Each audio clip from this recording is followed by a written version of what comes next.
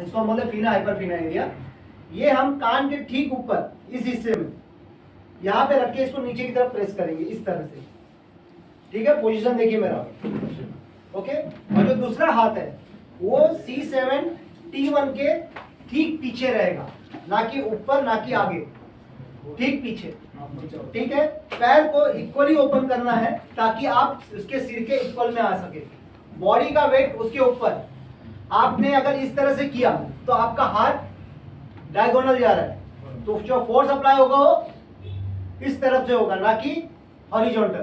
तो आपको क्या रखना है, पूरा हाथ को 90 के एंगल में रखना है इस तरह से, ताकि फोर्स अप्लाई हो इस तरह, ठीक है। ये हमने रखा, ये हमने रखा, राइट।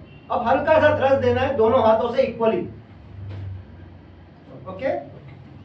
फिर धीरे से सिर को घुमाना है 110 एंगल, अब अपोजिट हैंड से, राइट।